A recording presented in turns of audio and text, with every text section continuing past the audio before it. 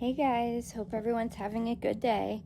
So, has anybody seen The Crash on Netflix? This is a picture of Mackenzie Shirilla from that movie slash documentary. They call it a movie on there, but it's essentially interviewing people telling the story. It had a lot of new information in it, so I highly, highly recommend it. Um, and they do interview her. That is a picture of her in prison talking to the interviewer. Her parents were also interviewed, and the parents of the two boys that died were interviewed. A lot was talked about that I hadn't heard, at least previously. Um, and so I'm very curious to know what you guys think. Do any of you guys think that it was an accident? Because that is what they're trying to kind of not hint at, but her side, her family, obviously, they think that it was an accident. She says she doesn't remember anything that happened. She thinks that it must have been a medical emergency. She is diagnosed with POTS. It is a disease that essentially affects the heart and the way it beats. And you can have, like, pass out, blackout, whatever you want to call it. You can have that symptom. And they are saying, her mom and her are saying that they think that is what happened, that she was driving, and because she has this illness, that she blacked out. And but they also showed in court, they had her mom up on the stand, and the defense attorney is, the prosecutor is questioning her about it, and made a very good point. If you knew your daughter had this, and that was one of the symptoms, why would you still allow her to go and get a driver's license? Because she was diagnosed before she was old enough to drive. So the license came afterwards. And because she should not be driving if that's the case. The same with people like with seizures and things like that. They aren't supposed to drive, because if they have one while they're driving, bad things can happen. They lose control of the vehicle. So that is her mom and her story. Her parents clearly think she is just an angel sent from above. I do not think that they said one thing critical of her, like whether it be this situation or just in general. Like, they just don't even acknowledge that she could be anything but perfect. And they make excuses for her bad behavior.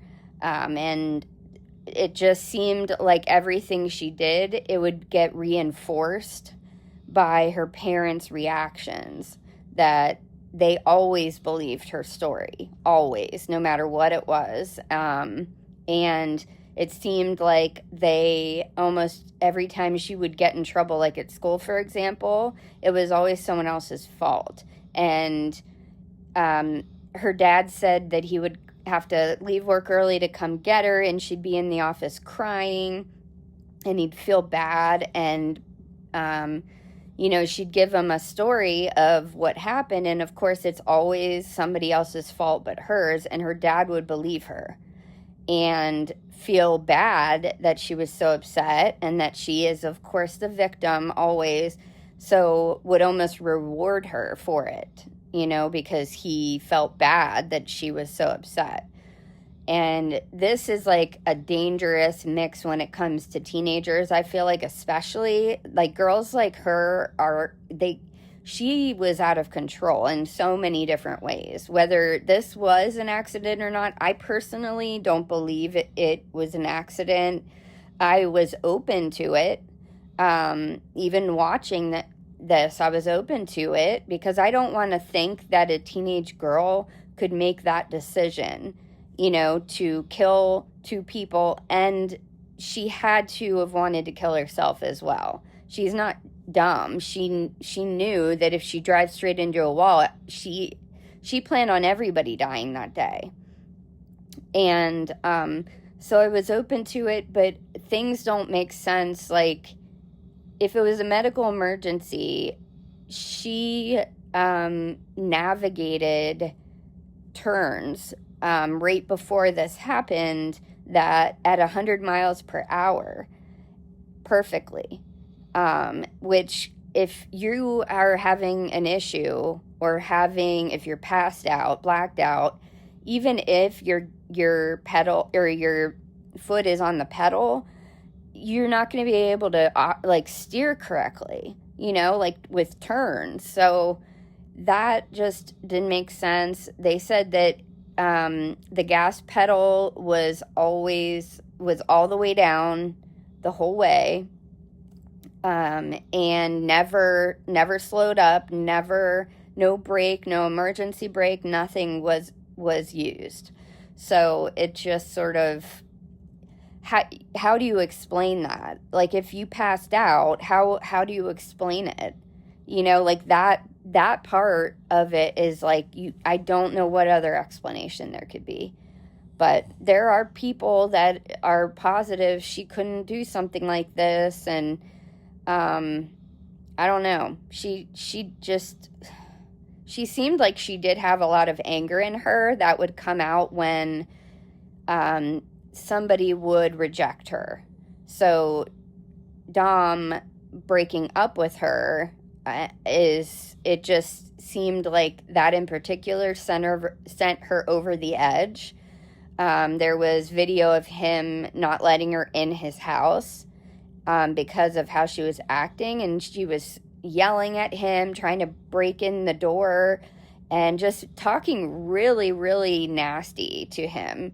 And the parents of all of the two boys were very shocked to hear her, because they said she never presented herself that way to them.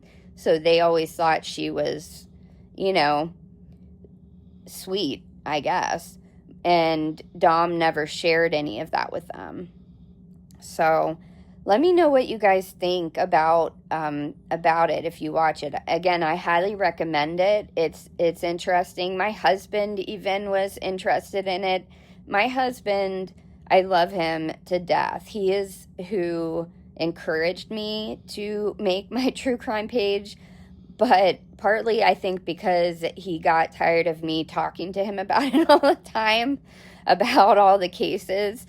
But so he is not, he is interested, but only in certain things. Like, it has to catch his interest, and that seemed to. We watched it together last night, and so if my husband was into it, and we even debated the question that I asked you guys, like, about how this could have happened, and so I'm curious to know what you guys think. If there's anybody that thinks that it was an accident, comment down below. And if you think she for sure did it the way they said that she did it, also comment down below. So I gotta go, guys, but I hope you have a good rest of your day. Bye.